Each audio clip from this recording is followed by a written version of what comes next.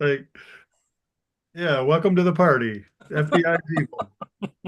Well, to be fair, I think a lot of people are not happy with the last several years, like the political Jesus Christ, the politicization of law enforcement, of branches that normally we're used to looking at like neutral and whatnot. I'm not saying everyone, but we you have to admit, since COVID, we lived in such strange times.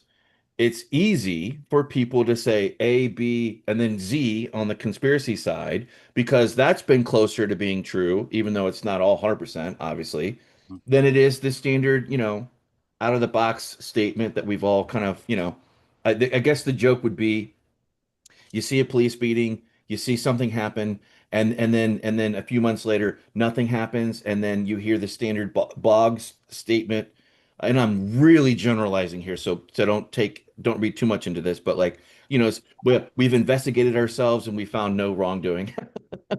That's kind of that's unfortunately that's the box that we're in, the litter box that has nothing but it's filling up with a bunch of cat turds and nobody can play with sand without digging into something and flinging poo out. I hate to use that analogy, but ML with that Well, beautiful command of the. Oh, sorry. Go ahead, Jen. Please. me? Oh, okay. Well, something you said last week, Andre, or maybe it was earlier this week, I'm not sure, about the Evan, basically presuming that we absolutely know Russia was the one that hacked Hillary's, or maybe even the DNC's, I guess it was Hillary's emails, whatever. Um, but apparently that's not known. I put a link in the chat from the Megyn Kelly show. It is Aaron, I don't know if it's Mate or Mate. Anyway, he's a journalist that's been on the story from the beginning. I mean, I had no idea, but apparently the intelligence community just took it at the word of her email provider, whatever that company was, Fusion, whatever, that it had been hacked by the Russians. And they didn't really dig into that. So I would like to know, one, I mean, I'm not saying what this journalist said is absolutely true. I don't know. I would like to know, was that due diligence done to absolutely prove that they were the ones that did the hacking? Either the Russian government or Russian, third party groups or whatever. I'd like to know if that's an actual fact. I'm at this point not willing to consider that that's an actual fact until I know more. So, thank you for that, Jen. Claudio? Oh, give him a moment. I'll say this gives me a chance to say good morning, Claudio. I'm trying to work that in. I forget to greet you. Don't worry. No, the problem also that we are talking about due diligence, but we should talk about also the due negligence, because if you know that you are hacked by Russian people, and then you say, hey, it's okay that I've been hacked, I can use this as a political ploy against my adversary. I'm sorry, it's like when, I don't know if you have this in America, but in Italy we have the due negligence and the due diligence. For example, if you have a person that is in difficulty and you are a doctor, you should have the due diligence to help this person to be healed. If you are on a street during a car accident, and there is the due negligence, if you are incapable to do that, you try to heal this person without calling a specialist. To me, here is this kind of situation. There should be the due diligence from the side of the Hillary Clinton to call an hacker expert or a cybersecurity employer, or there is a due negligence that she knows that and she say, hey, no, look, we don't have to do anything about that. Use this as a political ploy to go against our adversary, because we should see which was the intent, to defend herself against the hacking, whether it was the people doing that, or he was using, there was the objective for her to use this hacking to go against his political adversary. There are two different legal intentions, in my opinion, that they can change the case. Thank you, Claudio. Andre? Yeah, again, it's not just one intelligence body. It's the bipartisan Senate report. It's the intelligence community assessment, which involves all of our multiple intelligence communities assets combining to determine that, yes, the GRU, the Russian military's intelligence side hacked into the DNC server. To say that I can't. Again, we're back with the Black Panthers. So Aaron Mate was a college activist working and continues to this day to do everything he can to destroy the state of Israel. He was then paid by the Soros Foundation to work. He is Jewish, though, right? Yeah, yeah. And his Okay. father writes about the Holocaust and stuff. But Who they are Aaron Mate from the Gray Zone. I've never heard of him. Oh my God, your life is better. Your life is better. Anyway, listen, he was a college activist, There's pro-Palestinian. too many Who Jew has- haters to keep track of. Keep Yeah, I going. know. He is a college activist who then became jumped around on these George Soros things for many years. Democracy Now! He's now paid for by Max Blumenthal's private fortune. He was the guy that went to Syria, paid for by Assad, and then as a journalist testified at the United Nations about how he saw nothing in Syria. So I would love if somebody. Lovely guy. I know that there are serious people Cool having all this- that are on right-wing sites who do journalism, but Aaron Mate is not that person. But I respect your questioning, Jen, of we need to find out if you want to hear more. But again, if there's so many intelligence agencies and the Senate bipartisan report that says it happened, I don't know why this one guy would be enough to raise a question.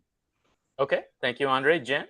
Well, first of all, if the Senate is told information they're basing their report on what they've been told. Okay. Did they know, or is it, first of all, is it true? And if it is true, did they know that the intelligence community was taking whatever that email companies at their word? You know, did they really dig in and do all of the tracing that was necessary, or did they just let that go? You know, that's what I want to know. I'd never heard of this reporter before. I don't know of his credibility. That's why I'm saying I don't necessarily believe him, but I don't necessarily disbelieve him. But, you know, as far as I'm concerned, the intelligence community is an organization that lying is part of their job. I mean, that's just what intelligence is. It's just, that's it. It's based on the idea of deception, and it's based on the idea of finding out other people's deceptions. But, you know, You're supposed to lie to the enemy. Right. We obviously already know that some of our intelligence people went before Congress and lied. And so, you know, I'm not sure I have any reason to believe the veracity of what was given to the Senate bipartisan committee for their report. So Thank you, Jen. I think I have been given lots of reasons to disbelieve. Wesley, you had a it's response? just the lack of institutional trust that Americans have in their institutions is a real threat to national security. Yes. I mean, they do not trust the FBI, right? They do not trust major institutions to tell the truth. And they go like, and I'm sorry, there's reasons for the American people to feel this way. Yeah. It's And not irrational. I think they caused it. I think just looking at what happened to Donald Trump during this election season with Letitia James, novel legal theory, Alan Bragg, the way that they came after him, and just really conjuring up charges. I think Americans can't trust their justice departments. And it's really bad. And I don't know how you put this genie back in the bottle. Thank you for that, Wesley. Andre? Sorry, Claudio? Claudio, yeah. No, I want also to add to what he said, Jen, that in the 80s, there was a reason why, for example, the CIA or other institution, they had the so-called blue team, red team reports to have two versions of the same case. And one of these is this kind of issue. Because for me, it's strange that there is what Chuck Grassley founded, which is the Durham report that say a thing, and then there is another report that say another thing.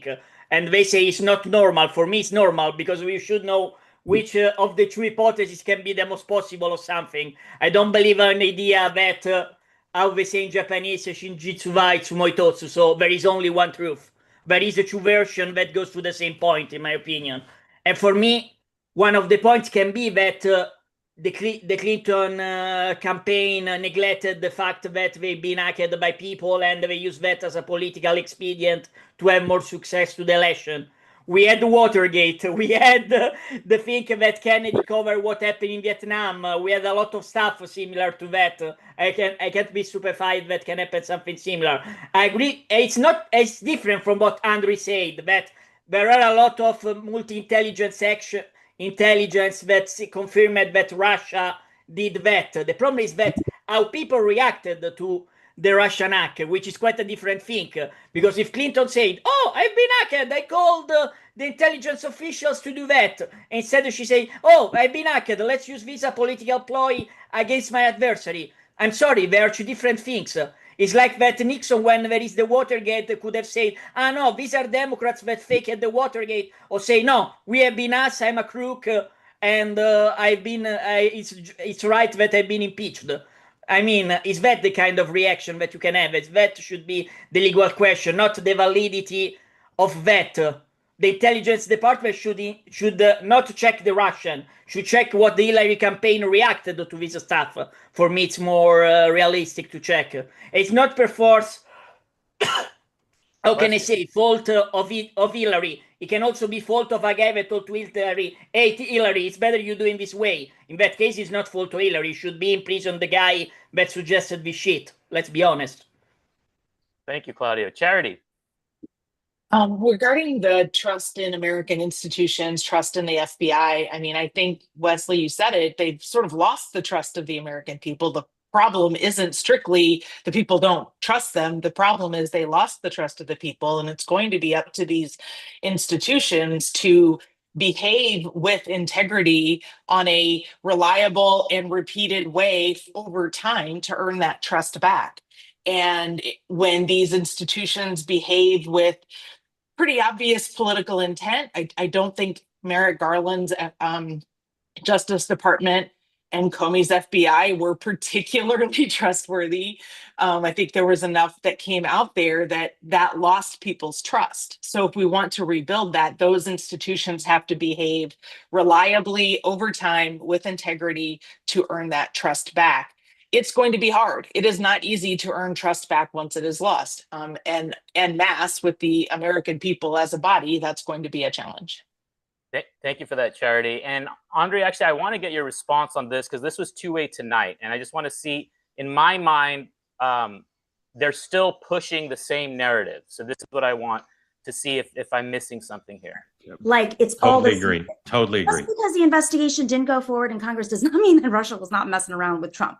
Also, just because Hillary Clinton said, was communicating, yeah, she was running for president. That's what she does with people that are hired to investigate. Even the Steele dossier is something that is, this is the type of investigation, this type of report that both the RNC, the DNC, individual candidates will hire outside, usually law firms, but other organizations to do. This is not conspiratorial. This is how politics works. Okay, so my question is, right, Adam Schiff said he saw something in a skiff, the Schiff skiff, right? If that can be declassified, then we can see why they're so, because, correct me if I'm wrong, Nomi is saying there's something there with Trump and Russia. We know there is. So, Andre, what do you think about that?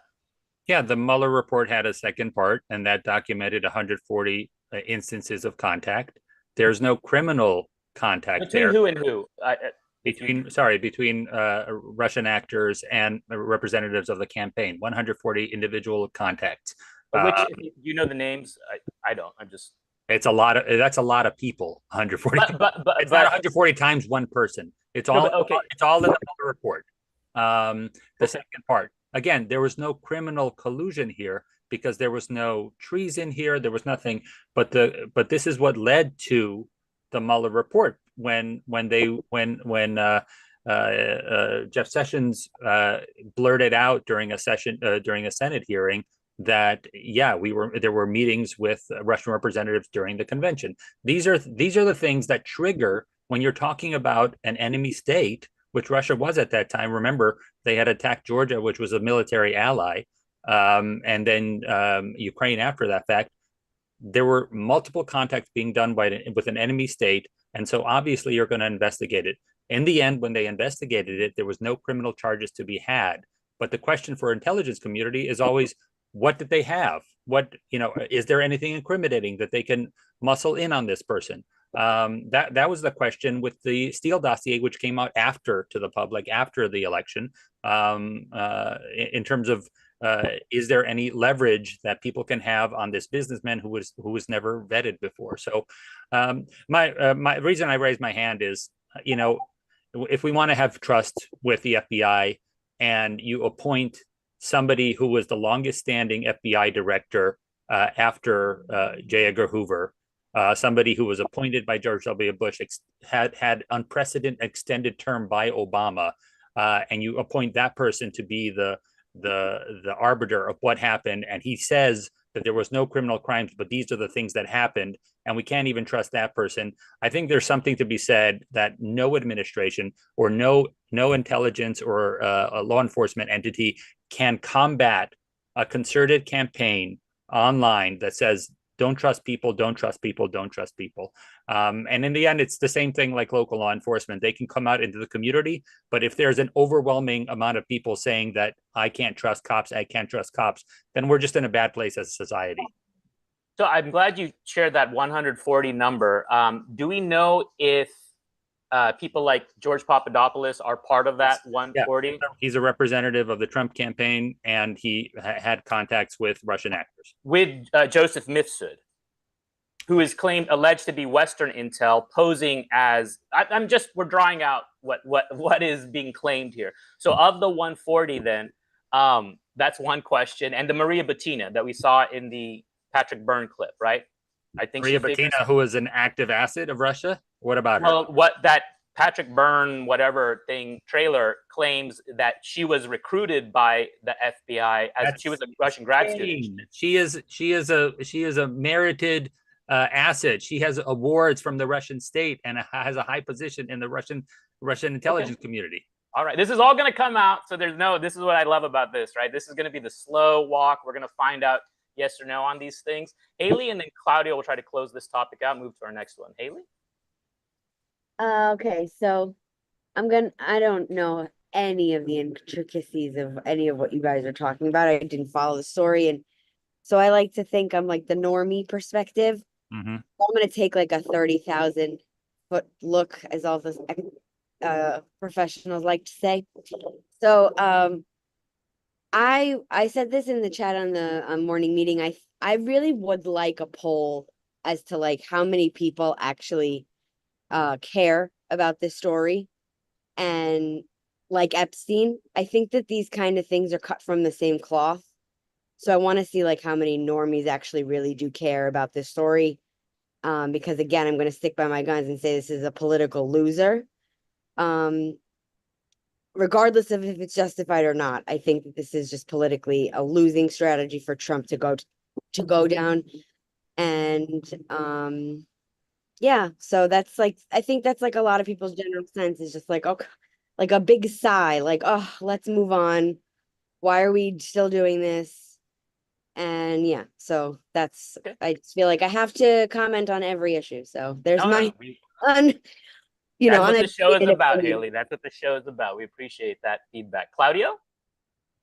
No, what I want to say instead is that one of the problem of journalism in general when he's talking about this thing is that is neither taking, how can we say, no, wait, I rephrase. The problem is that the journalist now is taking this point as to say, hey, we have to go against the Democrats that did that. The others say, no, we have to use that to go against Trump.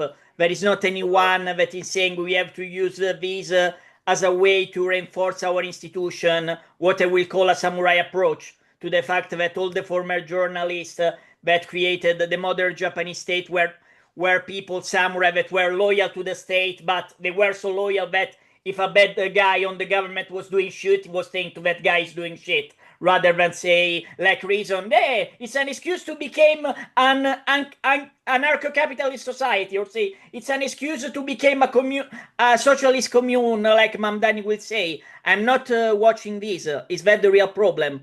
We are not using these cases to reinforce the institution or make the institution more transparent. Are using that to put the bad guy out and put the Democrat they like in, like Washington Post did in the past, but also New York Times and other platforms. That's the reality, which is for real problematic. Thank you, Claudio. Jen? Well, as far as the media goes, American media has been biased towards one candidate or another, since the revolution, really. That's not new. I think where the problem is when they are reporting the news and sort of not understanding that they have a bias, living under some weird notion that they are the moral authority and they are the ones on the right and there's no bias on their part. And, everybody, the other people like the guy, the other people like, well, they're just all, ignorant, uneducated rubes from middle America kind of thing. That's when the media stuff really bothers me. But as far as those in the intelligence world and those in the FBI, and I'm not presuming that everybody was a bad actor, but I think there were bad actors at the top and in positions of authority and in positions to make things happen that they need to feel the pain. If they don't feel the pain, and I'm not saying they'll ever land in prison, but if they don't feel the pain, I don't think this will ever be a deterrent to other people in the future doing this over and over and over. I mean, that's kind of what Watergate was all about, and here we are, what is it, 40 years later, we have learned nothing, and potentially, if none of these things that were done on a partisan basis was illegal, well, then that's where Congress needs to step in and look at enacting some laws that do make it illegal. So, yeah, thank you. Thank you, Jen. Sorry, I cut you off there at the end. No, I'm just pretty much done and flailing. So there you go. Yeah, and before we move on to the next topic, right, from using Haley's 30,000 view phrase, right, Bush was accused of being fed by Rush Limbaugh. It stated that deep state Dems fed Bush the faulty intelligence on Iraq, right? The infamous Colin Powell holding up a baby powder or whatever that was, anthrax, right? Okay, but it was being fed to Bush. The claim now is Hillary and Obama turned around and said, oh, well, in the past, intel agencies have brainwashed us. We're going to take the reins of this, right? And this is the claim, right? This is the difference I'm trying to contrast. Also, it was a Tucker Carlson interview about Nixon and Watergate. Nixon didn't order anything. This came to his attention.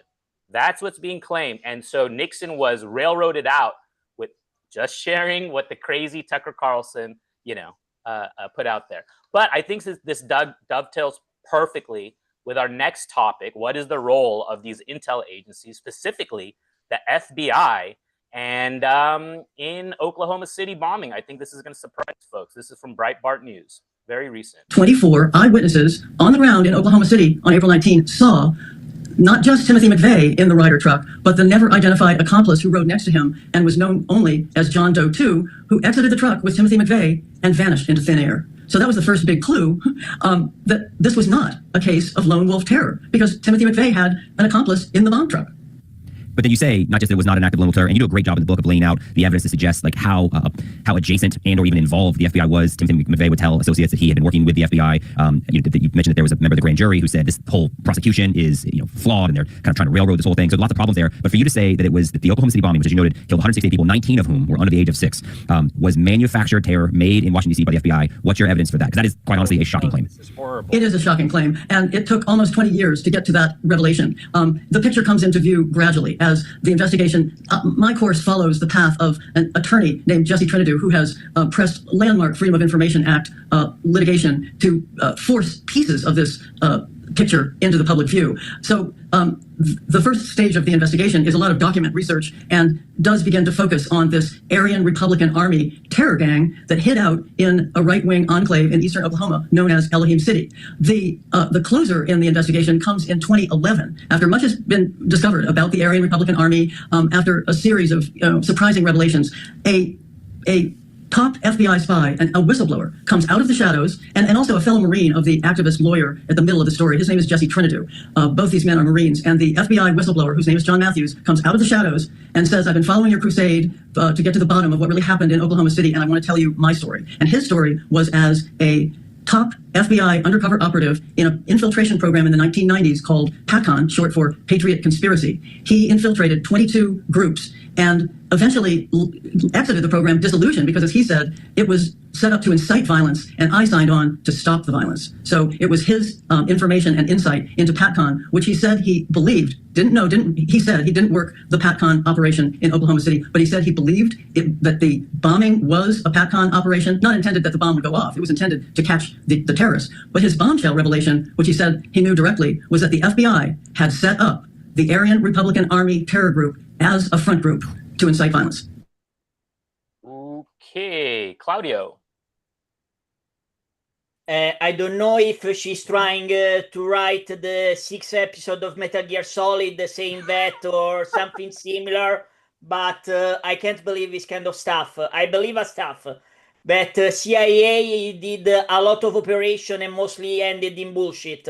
And this is one that ended in this way, but I don't believe that was intended. To be honest, I believe like when you watch Jack Reacher on Amazon, there are 6 analysts. 4 have a great idea, 1 has a very excellent idea, then there is the shitty guy that have a very shitty idea. This was the very shitty idea from the analyst guy, to be honest.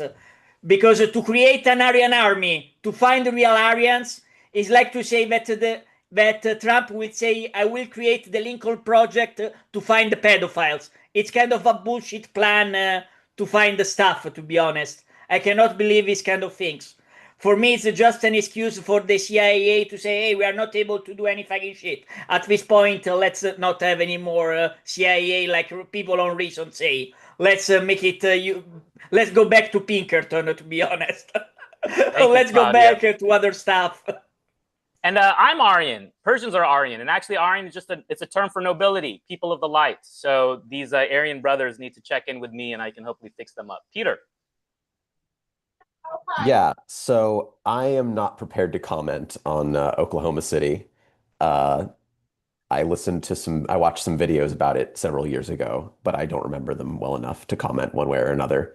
That being said, I do think that overall there is a macro problem where the intelligence agencies, in particular the CIA, think that they are above the law and above elected officials and political appointees. I mean, there's the infamous Chuck Schumer quote, they have 6 ways from Sunday at getting back at you, that he said in 2016. I know that Mike Pompeo, who is a pretty establishment, I would say, neoconservative guy, he talked about in his book, he talked about how, and I think in interviews as well, he talked about, and he was like not really a guy who was trying to shake up the status quo, but he definitely observed during his time as director of the CIA that the career sort of intel people think that they can do whatever they want and are not accountable to the political leadership. And then it's fun. And then sort of one last thing on this topic. I popped into a bookstore the other day because I love books and I just wanted to see what they had in new releases. And one of them was this book called The Mission, which is a new book by Tim Weiner, who is like kind of one of the top mainline historians of the CIA. Like his book, now his books, they're critical in some ways, but he gets like lots of interviews from like former CIA people and former directors, so he has a lot of inside access. And the book is kind of the history of the CIA in the 21st century, and it came out a couple weeks ago, so it's very current, and the epilogue sort of touches on the Trump era a little bit, very briefly. And it ends with literally this guy, this historian with like clearly a lot of, with a lot of connections within the agency, calling for the officers of the CIA to resist Trump, like straight up calling on them to do that. Now, I personally hope they don't do that and that, they follow, again, the elected leadership and the appointees of the elected leadership and what they want them to do. I think that whether that's happening or not, we can't say, because obviously a lot of the CIA's work is in the shadows and not reported on. But I think that it needs to be stressed that these agencies are not a law unto themselves and can no longer have this attitude that, oh, we can get back at you. Obviously there was the infamous incident during the Obama years of spying on the Senate Intel Committee. For a fictionalized version of that, you can watch them. Yeah, correct. Who was chair of the Intel Committee, I believe, at the time, and they were looking into torture allegations. That was when John Brennan was in charge. For a fictionalized version of that, the movie The Report is a fun film. But yeah, overall, that's my takeaway. Is like that there can no longer be this. And those are just contemporary examples. You could go farther back into Alan Dulles and everything. Like for a good book on Alan Dulles, I recommend the Devil's Chessboard by David Talbot. Very very good book there. So yeah, the intel agencies have to be accountable to the political leadership in a democratic country, and that goes for like if they were right wing and like going against leaders on the left as well. In the 60s and 70s in the UK, Harold Wilson had trouble with folks in MI5, right wing folks in MI5 who didn't like him very much. So yeah, either way, they have to be accountable to the political leadership in a democratic country. Thank you for that, Peter. Andre? The institutions, yes, but I believe Peter also agrees that people who take an oath to the Constitution are there to uphold the Constitution, not any political leader. That's what law enforcement does, to the detriment of their own careers, if need be. That's what we are. We're a constitutional republic. As far as all this other stuff, I condemn it. I have to condemn that crazy lady, whatever the hell that was. Yeah, about Breitbart News is I not condemn whatever people say who talk about law enforcement that way. The 1990s were a horrible time. There was something called the Black Helicopter Caucus.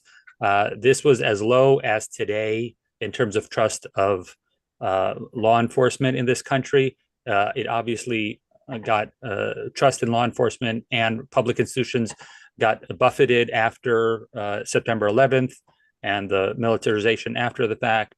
People started trusting law enforcement more, but then that quickly disintegrated into concentrated disinformation campaigns. This is what that is. This is a disinformation campaign. I don't even want to deign but she even said the person she's talking to or she has information from had no knowledge of what's happening in Oklahoma City, but he suspected that that's what probably happened. This is not a revelation of anything. There were law enforcement people that worked diligently on this. All of these materials have been declassified at this point. What happened in 1995? It is a horrible tragedy, and it had nothing to do with our intelligence community. I condemn wholeheartedly these kind of conspiracy theories. It was a tough time for people in law enforcement back then. I knew people in law enforcement. The way they were being treated back then is just as horrible as what we've seen in the summer of 2020, in the description of law enforcement from the right also. And a lot of these things being cited about Dulles and other stuff, this is all counterintelligence from other countries that try to, take down our country. We have to at least acknowledge that other countries were trying to tear down America as being decadent, as being they're the real evil. And that's why we have decades of this material out there that people can cite to this day as being, oh, obviously it's all a coordinated attack. I try to believe that we have our better angels in this country, and that the majority of law enforcement, just like the majority of people in the United States, try to do the right thing. Yeah, thank you for that, Henri. And just to your point, okay, I will cite Anthony Sutton's the best enemy money can buy, which is how the Wall Street built up the USSR. So it's Wall Street that's pushed the anti-American narrative. And well, Henri's giving me that. I mean, Solzhenitsyn, right? I thought we're both Solzhenitsyn. No, just no. Okay, all right. I believe that there is evil in the world. How about that? and it is not in America's hearts. Agreed. No, Wall Street. I said Wall Street, and Wall Street is a funny thing, but I want to get back to the queue. ML. Unmute. Unmute, ML. We're missing your great jokes. There we go. Yep. Sorry. Not prepared to comment on the whole thing. That's a lot to take in. Short snap like that. But I will say, I will comment on the Oklahoma City bombing. Timothy McVeigh was at the Waco standoff. And that is known history. He also he cites the Waco siege and the Ruby Ridge standoff. But that happened in 92. The siege happened in 93 as his justification for killing law enforcement officers in the Oklahoma City. He killed children. That bomb went off and killed children. It killed men. It killed indiscriminately. There was a daycare in the building. What's that? There was a daycare. Yes, exactly. That's right. That's right. So the fact that where this ties in or whatever, Waco became a beacon call for anti-government extremists, whatever you want to call them, types that were frustrated with our form of government, who had grievance. It was just it added on. It also caused Oklahoma City, and Alex Jones was at the Waco standoff as well. He was 19 years old. That's a interesting history. But these things have these clarion calls to these nut jobs who want to seek to inspire more terror acts like that. And it's very dangerous when you just have to, it's connective tissue to a larger whole of people who, for whatever reason, find grievance or resentment for our way of life and want to see it change in some radical form in a twisted version. I don't know. I'm just saying, these things build upon each other and they inspire copycats and they inspire other things that happen. We know this to be a fact. Like, the social sciences may be a little wacky when it comes to things, but they are conclusive. Like, when they show, if you see this and you feed this in the media system, it creates more of the same. That's very, very sad. But I just want to say, there are real people who died in Oklahoma City bombing, and I want to honor those people, and I want to make absolutely clear that that's not the Timothy McVeighs of the world. Are rotting in hell, I hope. But anyway, I don't have any other thing to say. But it's a very interesting topic to tease from, where you go and where you end up. It's very interesting. And I did not expect that from Breitbart. I just want to say that for the record. Claudio, and then Haley to close out this topic. Go ahead. Yeah, Claudio. I want to take an unpopular take. I preferred when in the 19th century in the US and also in Japan, when someone was telling this kind of bullshit, there should be a guy that say, hey, I challenge you on duel if you really believe this stuff. If you lose, goodbye. because for real, I'm getting tired of this kind of stuff, and You I'm okay? getting tired that we are being gentle with this kind of people that are trying to ruin the American way of life, or they convince Europe to not have an American way of life, because we had something similar in Italy called Ustica. There are still communist and demo-Christians people that say it has been fault of the America, and this is the reason why we shouldn't do like America say. And now, because they are not doing what America say, they have 50% of tariffs. I'm sorry, I cannot accept this bullshit anymore. For real, I wish that some people do like the samurai. They go with a katana in the place of this guy, say, hey, you are courageous enough to tell it in front of this world, or you are not. If they are not, they should stop and they should say sorry to the nation and to the citizens. They ruin their life with this bullshit, because they ruin their life with law enforcement. They ruin life, as ML say, with the people that are died on this stuff, and they ruin life of other people that instead they care to make America better, make Europe better, make this stuff better. If these people want communism or every kind of bullshit government for this bullshit, they can go in Russia, in China, in North Korea to say this kind of bullshit, not in the West. I'm sorry. Okay, appreciate that, Claudio. Very passionate. Haley? I think we're living in a crazy freaking time where we can make conspiracies out of something that is so based in fact and evidence that there are people who still decide that they're going to take a third look at something and just tarnish the memories of victims. I think it's just I think it's honestly disgusting, and I think it's really dangerous that every single person can decide that a conspiracy theory can just live out of every issue, every event that happened throughout history. And I know that probably that's happened, no matter what, but the fact that people are now buying into it, now that every event that happens, every catastrophe or tragedy or shooting or whatever, there's always going to be now a third opinion and be like, okay, this is what really happened, and then this is what we think happened, and the government is in on everything. It's just, I understand the distrust in institutions, and they deserve a big portion of it. But again, Andre is so right when he says that the majority of people who work in these institutions are good-natured people who want to help the world and really just do their job and do their job well. And yeah, the leadership is a little fucked up, but we're human. This is human nature. And not everyone thinks everything is always malicious, but it's so much more on the side of incompetence than it ever is malicious. That's just the way of humanity. When things happen, it's because people are incompetent, people don't do what they're supposed to do, or in every situation. It's almost never because we want to take we want to ruin the world. It's just, to me, it's impossible to just give that motive to everything that happens throughout history. And I think it's dangerous and disgusting and should stop. Okay, thank you, Haley. Jen? Well, I guess my my basic thing is, just because people don't buy what's being sold to them doesn't mean that everything is a conspiracy theory.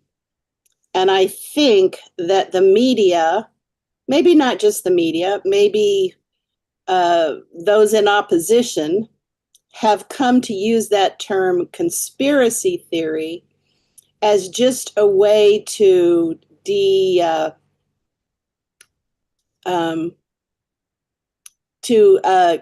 cast a negative impression about people who aren't, let's just say, buying what they're being fed. So I do believe there are conspiracy theories and conspiracy theorists. I just don't believe everything is a conspiracy theory. And it's just become a convenient label to discourage people from listening to maybe opposing views. So that would be just the caution I would have, is that I think if I don't believe what certain media sources are telling me, I now know it's my disbelief has to do with the fact that they were caught in many lies. So like, how will I ever know when they're telling me the truth? So, yes, we are in a place in our society which is terrible because we no longer have trust in these, not just governmental organizations and private institutions, but also in the media, whose job it is to shine a light on all things. That's the problem is we don't really know where we can trust anymore, and we've been given reasons to distrust. So, you talked, Andre, about taking an oath to the Constitution. Well, our Constitution basically says that the federal government has the authority over immigration.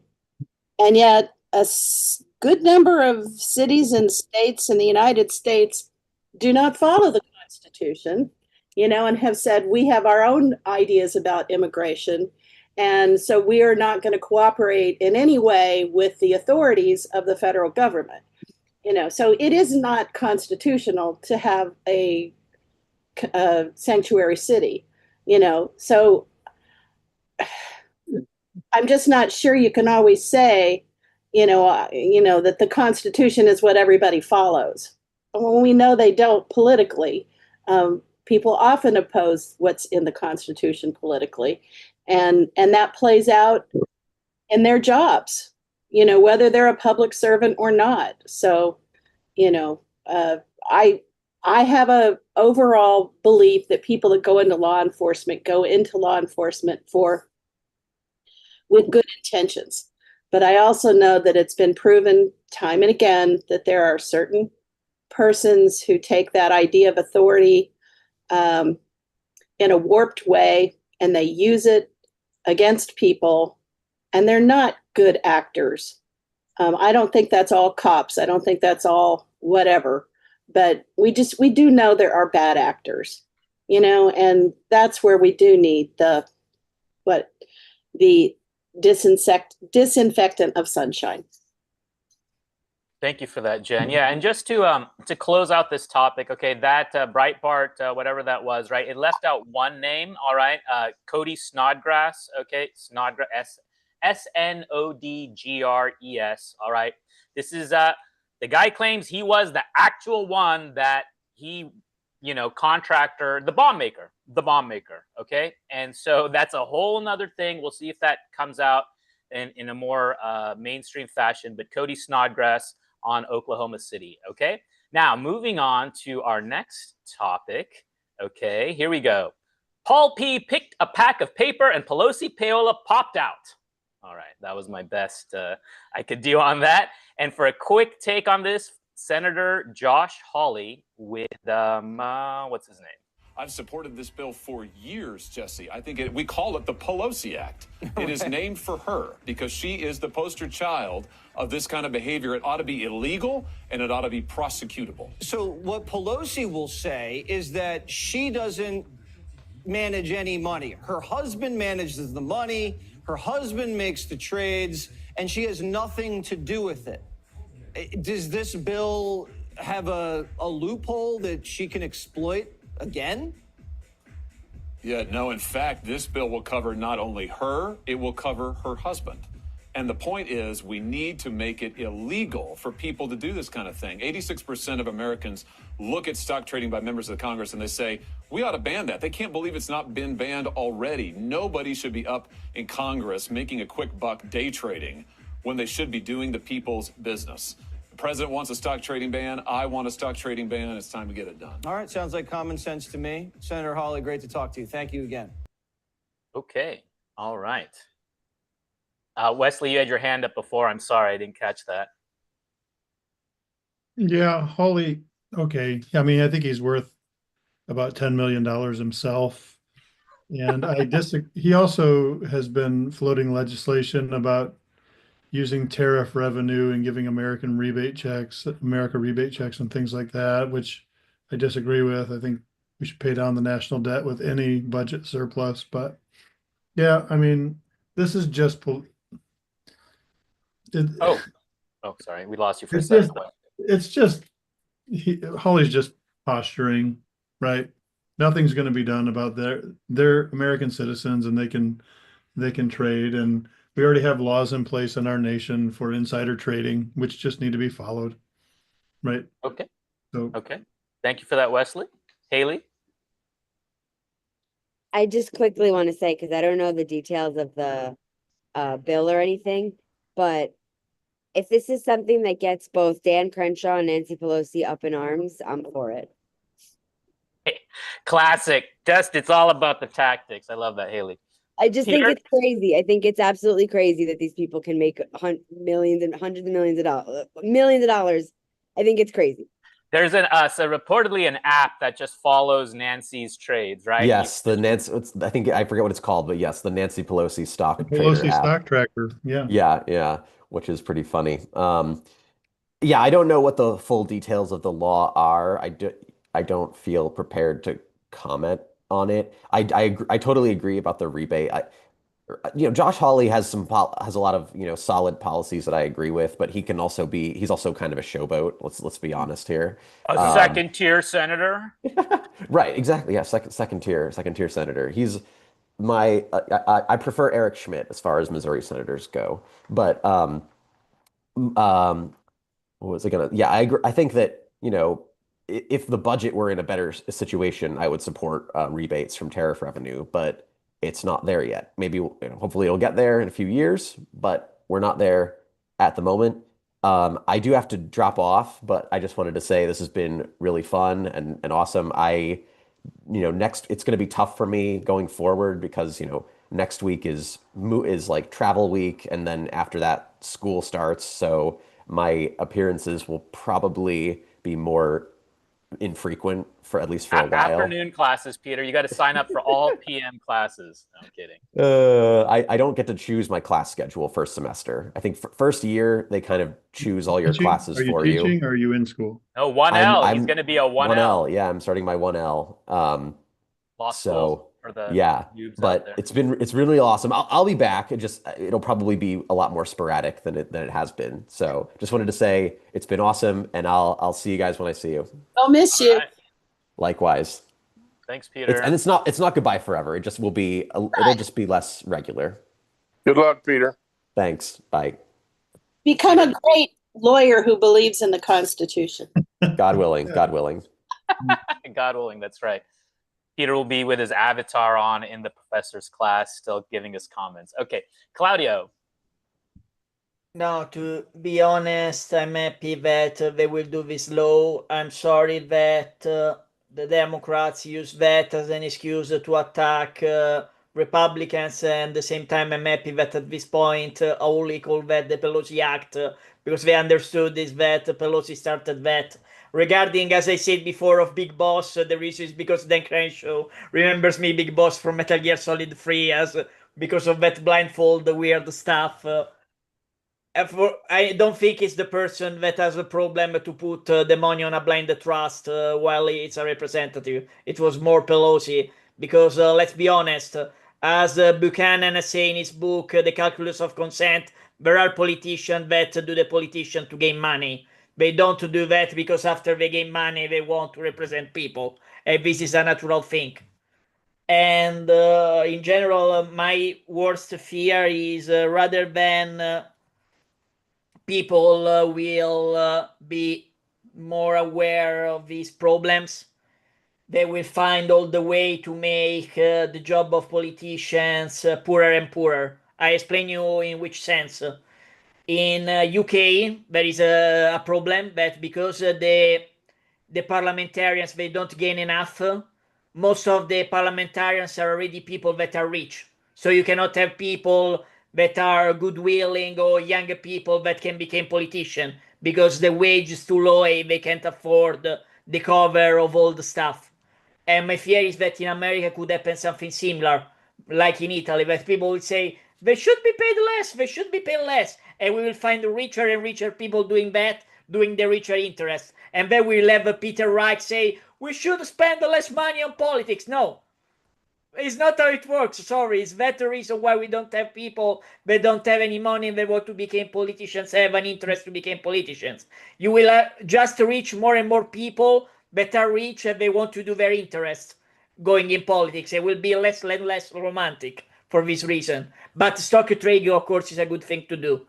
I prefer the idea of the blind trust, as people say, and some of the money gained from the blind trust put to pay the national debt. I would have preferred that kind of stuff, honestly. Thank you, Claudio. Andre? Yeah, I think in contrast to Peter, who left, I'm of the mind that I don't think a lot of Josh Hawley's ideas are smart. But in this respect, I did enjoy watching the Senate committee hearing. It was passed out of committee 8-7 with Josh Hawley being the only Republican, and he joined with all the Democrats for a so-called Pelosi Act. So-called because this is a bipartisan problem. And if you listen to the hearing, they pointed out that there were over 50 members of Congress who made something over 2,000 trades just on the day of the Liberation Act being announced. Yeah, I know, it's insane, Haley. It's nuts. So I agree with Wes that, yeah, it's legal for them to do this, but I think that you also have to respond to how people are feeling. So, we just had this long conversation about people's trust in law enforcement. People don't have trust in elected officials because of this kind of thing. So they need to figure out ways to accept this. I think one of the interesting things is how people, let's say like Bernie Moreno from the new senator from Ohio was originally for it. It was a populist thing. And then Trump called him and obviously he's not doing it. So all of the Republicans decided not to do it. Apparently Trump is convinced that he would have to sell Mar-a-Lago because of this. Because that was mentioned with Jesse Waters that the president and vice president have been excluded because they do not get the insider information, apparently. No, it's not excluded. There's a grandfather clause. So anybody in Congress right now, it wouldn't start now. It would be anybody after their next term. So you have all this time until you're reelected, 6 years for a senator to figure out what to do in terms of blind trust and other things, so that everybody, and nobody's excluded here. The president, the vice president, everybody would have to abide by the same kind of stock trading rules. And that's an important point that they tried to make in the Senate hearing, saying that we can't have one or another person be more important than the other. So again, I just think that this goes along with our previous conversation with people not trusting the government. And this is a way for them to demonstrate that maybe we can do it. And Pelosi right now, by the way, stands behind the Honest Act. She's in for it passing. So go for it. If we can get this done, I think it would be an accession to people's opinion that the people in Congress get rich somehow and we don't get anything. And if there's something that Congress can do to address this, I think this is a first step. Okay, thank you, Andre. I hope the White House is listening. Wesley. Yeah, I guess I want to change the subject back to conspiracy theory briefly. Donald Trump, what's going to be ironic in this whole thing is that Donald Trump, for the first 3 years of his presidency, daily with the news media had to deal with Russia collusion, which was, and I think, Andre, you would agree, it was a fabricated story, right? Russia colluding to steal the election for Trump, right? This is what the Steele dossier, all of that was weaponized by the media and the Democrat Party against Trump to inhibit his effectiveness in his first term, right? I don't think that's a conspiracy theory as much as a fact. And ironically, it's going to be Donald Trump's ego that is not going to let this story go. Like Donald Trump is going to keep beating this drum. And it might be Donald Trump's legacy that he is the one that actually roots out any deep state entities because of his ego. I see that happening. I don't think this is just him like look over here, changing narrative, as much as he has an ego that this must be resolved in his mind, right? That's how I see it. I'd be interested to hear what you think about that, Andre. I agree. The fact that two things can be true, which is, in my mind, however, I do recognize that Russia was trying to influence the election, and I recognize that they were trying to do that in Donald Trump's favor, mostly because of the chaos it sows after the fact, and then after he's elected. Then what you said, I totally agree. Also, the fact that they want to use this as a way to discredit him, to make him less effective. And I also agree that it's Donald Trump keeps bringing this up. There's tons of other controversy that he can bring up to distract from the Epstein issue, which again, this is, something that was brought up by Tulsi after, that came up again. I agree that, he didn't need to bring this up. He could bring up any number of things that he's upset about, but unfortunately his ego won't let him get away from it. Also, his ego, for some reason, had him invite a sex offender to the kids event yesterday. I don't really understand what he's thinking of in the White House with inviting Lawrence Taylor. Doesn't really help on the Epstein thing. And frankly, I don't know why he keeps talking about Epstein either. He keeps putting his foot in his mouth about all of these different facts over the years. So I don't know. In the end, I think I'm with you more than 75%, Wes. Okay. All right. I'm going to take a moment. I think I saw Frank's hand, probably telling people that, hey, I'm on this show right now. But Frank, I looked up some terms. So coup is not the correct term for ObamaGate, but soft coup, right? That's how I believe it's defined. And anything else, Frank, that since we've last been talking about this subject, updates in terms of the definitions that we're talking about? Soft coup, treason, right? What do you think? Are we talking about Russiagate now?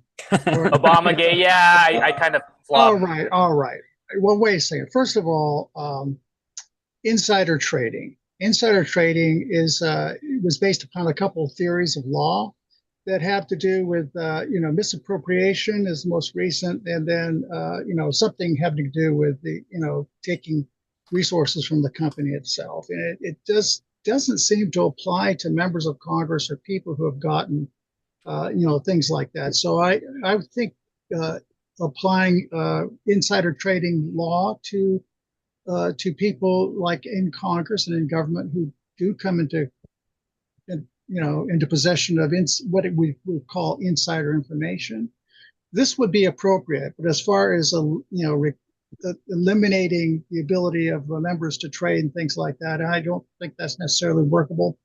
Anyway, so that's that in terms of insider trading. Too bad Peter's not here, because this is something he could research and report on. And and I'm just using memory here for that. Okay, so so Russia. Okay, so anyway, what about these retired gentlemen who said it was impossible for the Russians to exfiltrate all this data from the DNC server because the internet connection was Bill Binney, former NSA, I believe.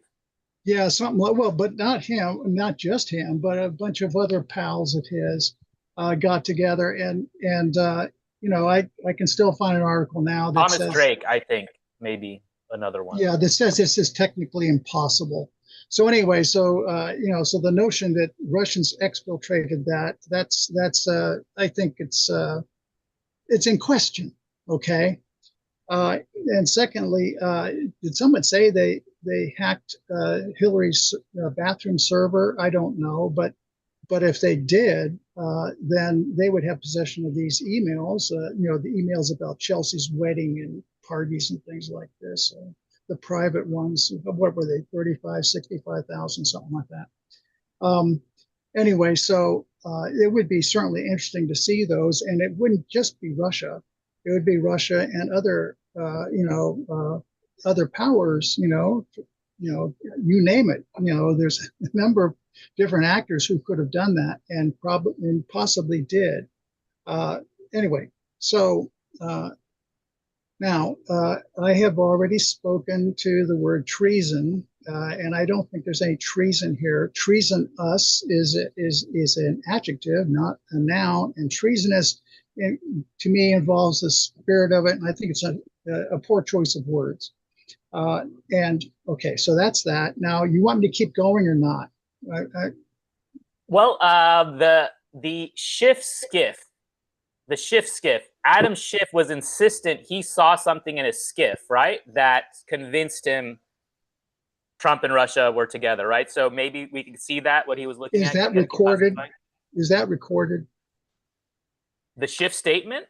Yeah. No. What was, okay, so this is a secure, compartmentalized something facility. Okay, communications facility. That doesn't make skip, but but are the communications that come in and out of that, is that part of a federal record that's recorded? I don't know. Oh, I would just, Adam Schiff, whatever you saw, please have that declassified for the public. I mean, that. Okay, but is it a recording of it to declassify? Okay.